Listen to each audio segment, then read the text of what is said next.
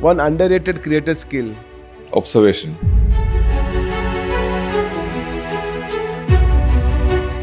When you are young and beginning, I think the only investment that you need to make in this space is time.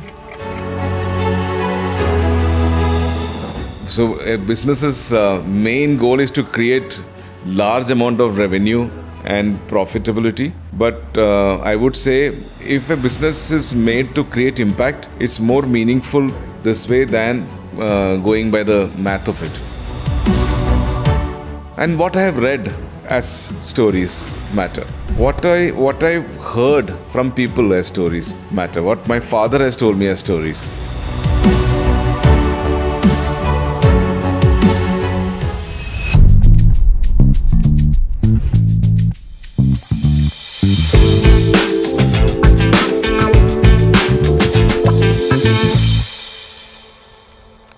Hi everyone, it's an absolute pleasure and honor to have with us Mr. Suresh Eriyat on Arena Animation Podcast Unfiltered Conversation. Mr. Suresh Eriyat is the OG of Indian animation. He's an artist, author, animator and film director who has been pioneering force in Indian animation for nearly 3 decades. A graduate of the prestigious National Institute of Design, he co-founded the famous House of Animation before establishing Studio Ixoros with his wife Neelima Eriyat in 2009. His acclaimed films, including Tokri, Fisher Woman and Tuk Tuk Croc Show, Kandi Tund and Desi Un, form part of a body of work spanning more than a mind-boggling 600 movies. Collectively, these works have received over 200 awards worldwide, including 2 awards at NSC International Animation Film Festival, a distinction unmatched by any other Indian filmmaker. A 3-time national award winner, Suresh has served on the juries of prestigious international platforms, including Silo Awards, Tokyo Anime Award Film Festival, Croc International Animated Film Festival, AdFest, London International Awards, AICP, the One Screen Short Film Festival, and D&AD. He continues to mentor emerging filmmakers and has been invited to speak at various TEDx platforms, in addition to numerous prestigious design and animation and creative industry conferences around the world. It's an absolute pleasure, sir, to have you amongst us and all our students. Thank you. And Thank you so much, aspirants Rajan. in the creative world are wanting and waiting with bated anticipation to hear you, sir. Thanks a lot. Thank you so much. Yeah. Hello, everyone. So before we kick off and deep dive into the animation industry, I just wanted to understand the journey of Studio Ixoros and this name. Why did you name the Studio Ixoros and what does this name represent? Okay, it's no big deal. When I was studying at NID, National Institute of Design, I got a nickname Eeks.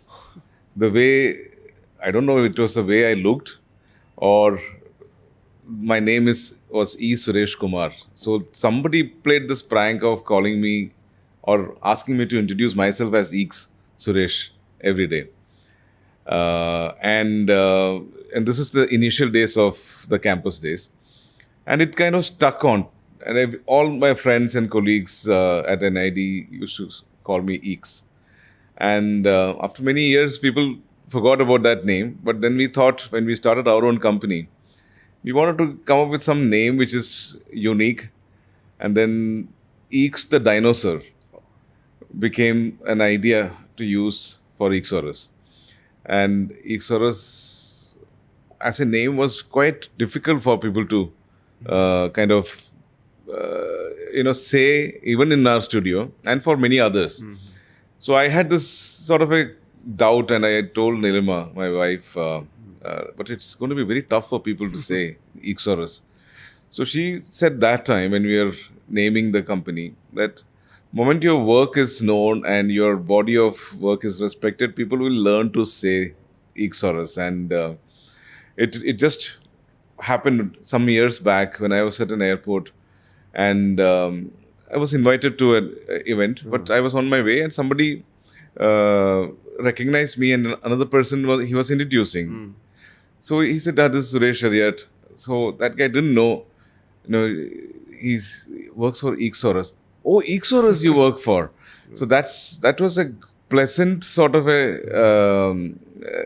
revelation that people understood and identified with Ixoras and the work that we created more than me. And so it kind of worked that the work translated to people identifying the name, and they learned the hard way to pronounce or say it the way it is. Yeah, so that it's been a journey since now. It's been like 16 years since Ixoras time, and before that it's another 11 years of famous House of Animation. So, very interesting anecdote, sir. Now we all know what does his name represent and the preamble behind that. So, when you started Ixoras 16 years back, did you think that India was truly ready for original animation storytelling? I always thought that there is a readiness within the country for original Indian animated storytelling, but how to tell, who to tell, was a very naive area, and it still is.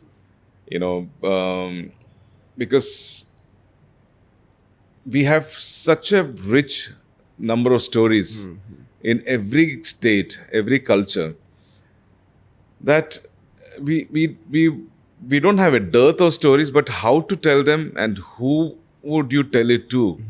These were the two aspects that are very challenging. Yeah. I always looked at Japan as an example for creating anime first for themselves. They created these stories for themselves first. So, as you know, manga is a comic book in Japanese. So they had a rich culture of manga, and everyone would be subscribing to that in Japanese. And anime was an extension of the most well-known manga were converted into anime.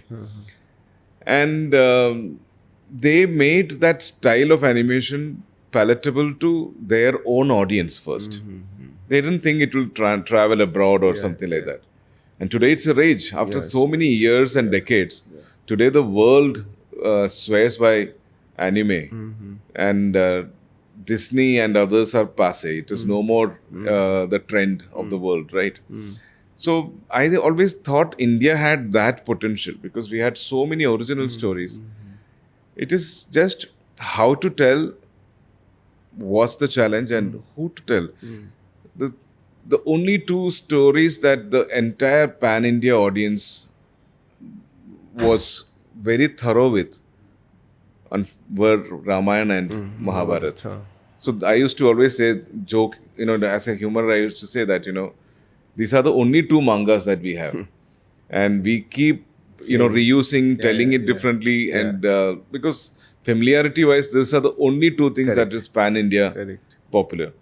Otherwise, in Kerala, we have a lot of comic characters. They may not find audience just even in Tamil Nadu, our neighbor state.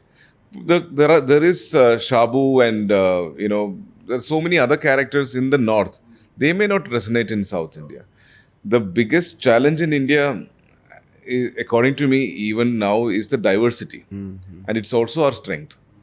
The diversity is a massive issue to bring one sort of content that would cater to all.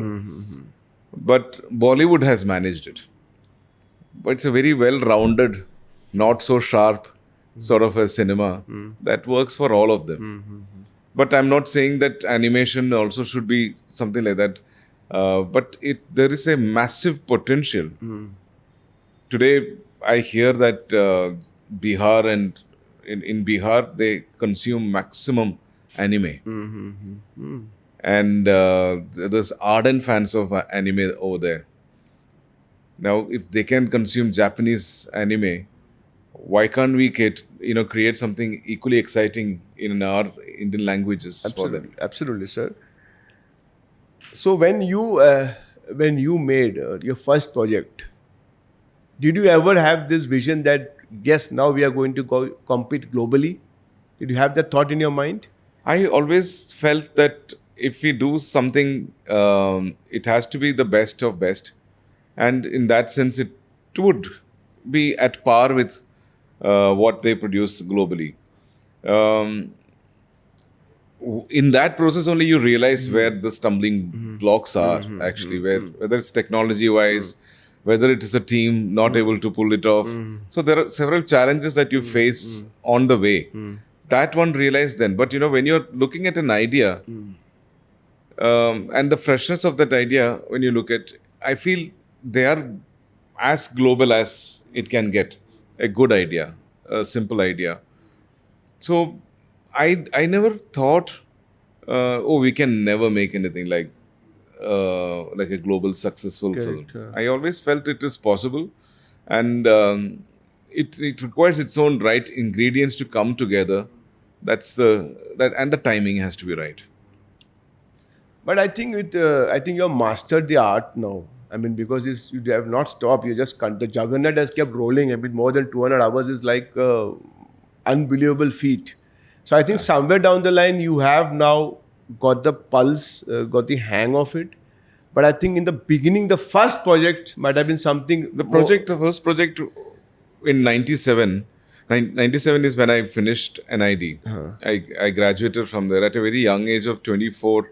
I was invited to famous studios to create animated content. So the first task that I took up, and I was very excited. It's somebody who's approaching you to create animation in 98. When there was not even a cartoon channel in India. It was the time when K series, all the Kyunki Saas Bhi, those sort of series were really popular. Correct. And that's the time when they approached me to create animation. That was like music to my ears. You just finished from NID, coming out. 1 year I worked in Bombay, and then they asked me to create something. And I felt it was the greatest opportunity to create something. So I told them that, let's create Amar Chitra Kathas into animation. What was very popular during my growing up years, let's convert them into animated stories. And I took up Shivaji as my first story. Okay. Because I'm working in Bombay and Maharashtra, and Shivaji is a great character who's from here. And I always loved him as a warrior, and his life is something that I studied when I was back in Kerala. So I had a lot of inspiration to create something on him. So that's the first episode we created with a lot of struggle. Put together a great team of animators. I got Vaibhav Kumaresh. I had Geetanjali Rao in our team. So we got my own partner Nilima. She was also an animator. So we all were like a great team at that time. And this was a great opportunity to create something. And we created the first episode. And that's when then Famous's management asked me, so now Suresh, now it's done. Now go sell it. But selling was not something that I had signed up, because I had no idea of selling it. That was not taught to us at NID also, how to sell. So we were lost, and then they said we both will go to the market and ask. So that's when you realize there is no market for something like that. There is not the kind of budget that we spent to make that one episode. They were not even willing to look at 1/10 of the budget. And because they were saying, we don't have a market for animation. And if you're made in live action, we could have probably considered that. And then I had to when realizing that, the famous people told me to shut down.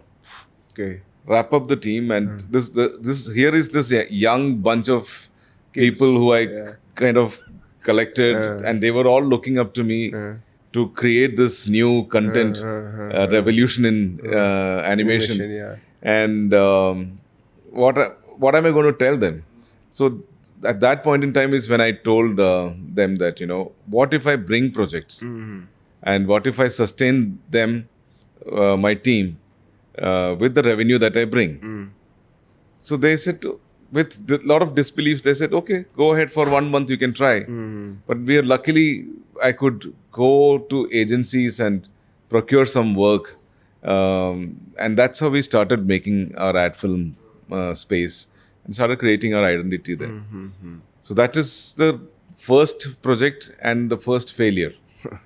Yeah. No, so that brings back to a very important topic. I think this is a question which is deep rooted in the minds of every animation aspirant. Right. Can we balance profitability with art, and how do you balance that? Because you have now so much experience under you, where you have traveled the entire distance. You have seen the ebbs, the lows, the highs, and you managed to come out as a strong winner. So this is a question which everybody has in their mind. How do you balance art and profitability in animation?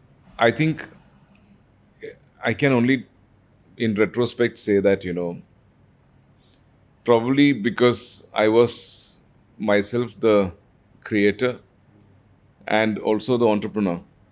Probably that is one of the reasons why I could understand that, you need as much importance to creativity and innovation as much as numbers. Even though my understanding of numbers is much weaker than my strength in creativity. So it has been a struggle. So it is not something that I would say that's been a cakewalk.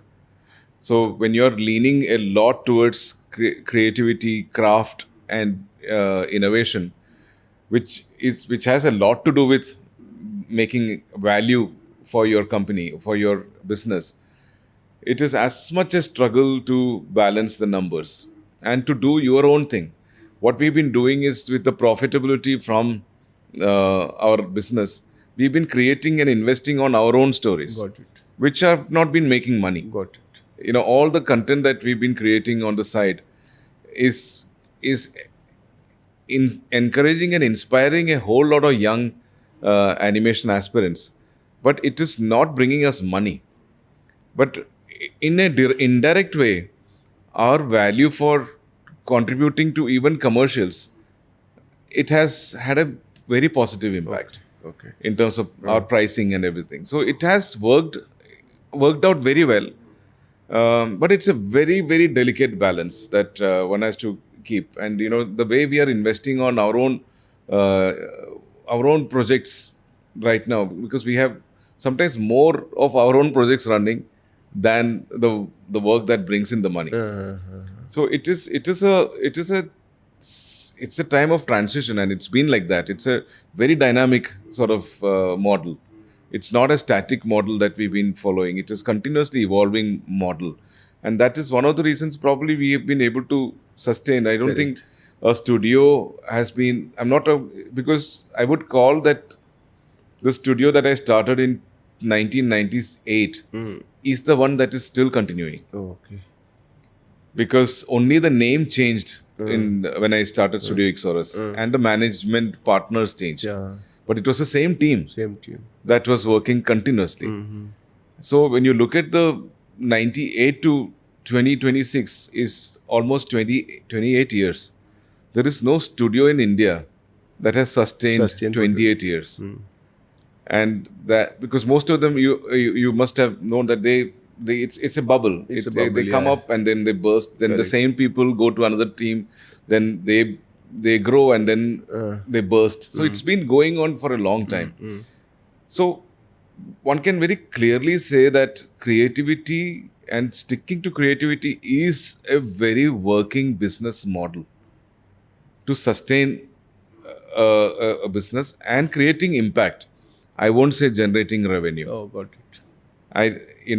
So a business's main goal is to create large amount of revenue and profitability. But I would say if a business is made to create impact, it's more meaningful this way than going by the math of it. No, it's a very good response, sir. But the only challenge is for the young animation creators is like putting the money upfront and then having no semblance of chance or very little chance to get back the money they invested, and that's where the fear comes in.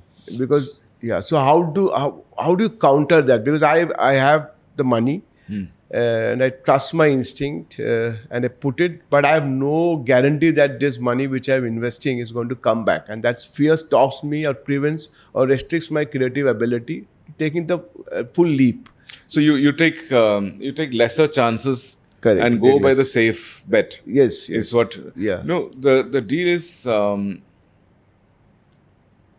when you are young and beginning, I think the only investment that you need to make in this space is time. Is you're investing your time, and that doesn't cost you anything at a young age for a student. So if you are able to create impressionable work, it will create impact. But you need to be exposed to what is good and what is mediocre and what is below average and everything. And also knowing what people need. If you're making something for audience, you need to know the pulse of the audience. You need to know what they like. So that is very, very important if you're making something. If I'm making an art for myself, which I enjoy doing, then I don't have any right to crib that, I'm not making money. Because I'm making it for myself. Correct. And I'm enjoying painting. Correct. And then I don't need to complain that I'm not making money, because I'm doing it only for myself. Then you're depending on somebody liking what you are making and paying you for it. There will be somebody, for sure. Correct. But it may not be as immediate a conversion of result. Like, an audience, you can create something for them and they would lap it up, and there will be some way that you will be able to make money out of it. So only investment that you need to make is your time. So for a young aspirant or a young entrant, one shouldn't be thinking of money being the thing. Equate your time to money that young age. You should equate that you are investing time. You are using your time fruitfully to doing something that you love to do. Because we are all in it because we love what we are doing. Correct. Right. I mean, we are not in it for the money alone. We are in it because we love to do it, and it doesn't seem like a job to us. Correct. Sam, so I have a question, sir. I mean, you have had an outstanding career. Your films have received worldwide acclaim. And when you get up, if I make this film is going to win awards, because is it like that? It's not like that. Okay. You put in your 110%, and it works. When that's how your dedication, your team's belief. You have to make your team also believe in what you're working on. And that dedicated effort is what makes a winning film or something that people connect with. So it's not a formula. Only formula is you put in your 100%. You leave the rest to the fate. You really can't predict how a creative product is going to fare in a market or in I would call even the awards space a market. It's a different sort of market. The audience is one kind of market. The awards jury is another sort of market. So we don't know really whether it will work or not.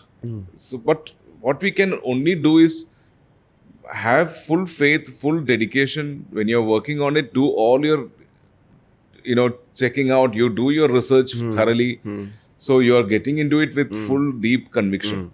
And once you get into it, you just finish it most brilliant way that you can. And then leave the rest. How do you, sir, find these stories? Are these stories like observation, or it is inside you or from your experience? Where do you get these stories? I think for most of us, Sajjan, it is. See, you may create this wealth of stories in you through experiences, observation. Definitely, if you're observant, you would find enough and more stories. I mean, looking at the crew here, I can come up with each character is an interesting Correct. thing. I can come up with something on them immediately after this thing because I need to connect that, and that is definitely observation is a very very important part for me. For me, life and my surroundings have played a huge role in inspiring my stories, and what I have read as stories matter. What I heard from people as stories matter. What my father has told me as stories matter. I mean, we created films based on my father's stories. Uh, the ghosts that he has seen also matter to me. So that also opens a figment, open a channel of imagination and fiction in my mind. So it is a culmination of multiple things, and for me, observation and absorbing from around me has been a way to, and I think the most important thing is how you connect.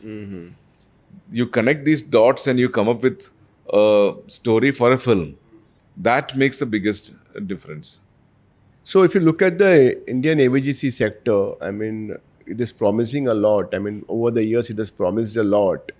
Do you think we are at the right time now where we will be able to unleash our creative prowess across the world? Do you think AVGC is going to be lead the next IT revolution or is parallel to IT revolution? Do you think software somewhere is not conceding or dominant over storytelling? How does storytelling become a dominant force over software? Where are we now? Which junction are we now? 5 questions you asked me. So, no, okay. Number one, whether AVGC can make a difference to our AVGC products to play globally, I would think that no. Okay. Because a simple thing is we shouldn't be looking at the world, but we should look inwards first. How can we get, what I am working towards is not to get global attention. We are getting global attention, that is great. But my goal is how can we get local attention? We having more creators is not going to help. It will only help if we have more audience. Perfect. What is lacking in our country is audience and audience creation effort, and that is that for that we need local content makers catering to local audiences of various kinds. It has to be a mix of great films, great content, mediocre content, very bad content also. Everything it's a mixed bag. There will be consumers, but our people will have to start accepting animation as or comics or gaming or all of them. They have to start accepting it. We are sitting on a gold mine of population. We are the number one population in the world, and we have so much local stories. Even if you consider 10% of this population watching animation, it is a much larger audience than the Europe collectively. So if we do efforts rather than creating supply of material, we need to also have that demand. How can we create demand for the then I think we don't need to then cater to the global ideas. We can just work with our own ideas for our own stories and cater to our own people, give them great stuff here, and we don't need any market. It will be self-sustaining for us. Correct. They will pay for our making of film. They will pay for our young animators' salary. They will pay for our software. So, coming back to the next question about storytelling versus software, it is always storytelling. Software keep changing. In my 30 years of career, I've seen a lot of softwares coming and going, us learning and unlearning, learning new software because that one gives better results. That is part of the deal. But you can't be tied to one software. That's a part of the process. You get a you got pencil, but now you're working with ink pen. After that, you're working with ballpoint pen. Now you're working with brush pen. So change your tools the way you want to do and tell your stories. So I think software is not the priority, and that has been one really wrong way to address the creation of talent in animation, VFX in our country. VFX is still okay. VFX is still embellishment of a live action movie. But animation is a medium of storytelling by itself, like comics or like live action film. It's a vertical by itself. VFX is not a vertical. VFX works with live action or with animation. So it is a support thing. Their software learning helps. But in animation, software learning is not the driver. It has to be the storytelling. In fact, even a modeler and a rigger or an animator or a lighting artist, they all need to be connected to the story. Then only their contribution will be so substantial, and than just being a robo working with a director's input, because robots are going to be replaced by AI. Correct. You can't be a robo without a mind of your own. So if you're creating a robo who is an operator, they are going to be replaced. How do you see the role of, since you brought about the topic of AI, so how do you think the role of AI will play? I mean, in the... We are probably, as a country, not ready for AI because we've been creating a lot of robots and jobs. Today morning, I was reading about the certain vanishing professions that have completely vanished. Correct. There was in the Europe and all, there was a guy who would be coming and delivering milk at your doorstep, because at a time when there was no refrigerator, every day they had to supply milk fresh, which will be consumed by the end of the day, and next day he will supply. That job is gone. Correct. There is no concept of milkman abroad at all. India, we will still have a guy who just distributes it, but that is also Rare now. replaced by your Blinkit or many other things have come today. Yes, absolutely. So there are several jobs that will be going because they have the key to an individual is that individuality. That is what needed to be nurtured. Then skill is one part, but how he applies and creates his, uses his skill is very critical for his individuality, which you would strive for. If you don't have individuality and you're part of many, that is what is getting replaced. I mean, legal points also you can find from AI today. All your legal angles. But if a lawyer is really good with his opinion and his expertise, we will still go to that person to get Correct. medical remedies, and everything is available on AI. But you would go to a doctor Correct. to get the right sort of Correct. thing, because it was there in Google also. People used to look at Correct. earlier. If you had a symptom, you would look at that. You would look at the medication also. But people always prefer to go to that expert that you trust. Correct. So, and that's because that constitution of that person is like that. Here also, if an individual has their own individuality, then I don't think it will be replaced by AI. He can use AI as a tool to make his production capability faster and stronger and more crisper, more focused. But and for that, many people are not ready. So there could be a chance that Indian jobs in this AVGC sector can be impacted big time. So in an AI-driven creative world, what are the most important skills? I think, see, one has to look at AI as a tool. Number one, when we look at software as a guiding force, we went wrong. It has to be your vision that needs to drive the software. Similarly, it has to be your vision that needs to drive AI, and the work should happen at the space where you create visionaries. I'm not saying everybody should make films, but even if your contribution is in one part of the larger picture, it should be with a certain vision. So that's how, when I'm getting a team member for a project, I would look at that person's aptitude and what is that person's individuality. That is something that I would definitely look for. What is that? How does that person stand out from the 100? That's how I would look at a person and call him or her.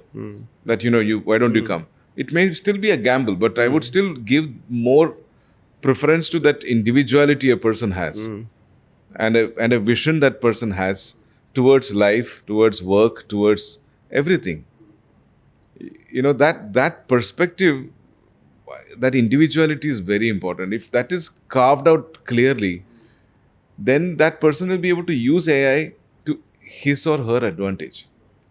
So you have mentored so many students, gone to so many institutions, interacted. So many of students come and work with Ixoris. Right. So you have seen everything firsthand in close quarters, and we have very few success stories in the Indian animation space. Very few people who make it to the next level. What is that you think is stopping the young aspirants who have finished their program animation and they're not able to go to the next level? What is that one point or one thing which is coming in between? One very important thing is their conviction to take up animation as a field of choice may be not very authentic. Okay.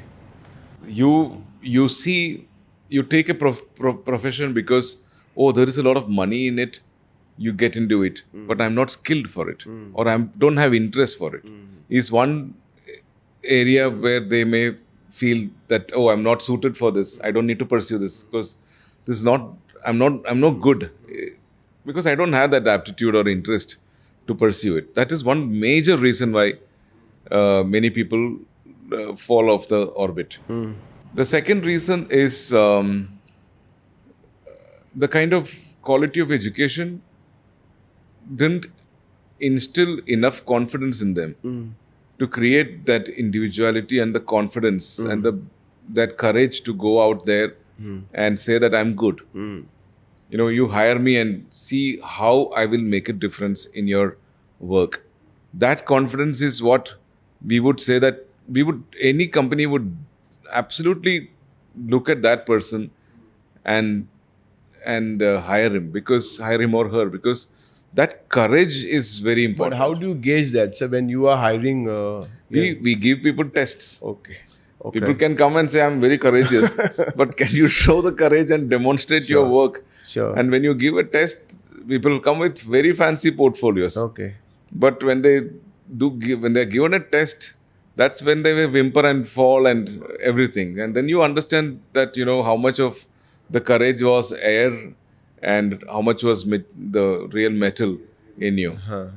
So if you have the material in you and the substance in you and you are confident about it, that's what education should empower one with.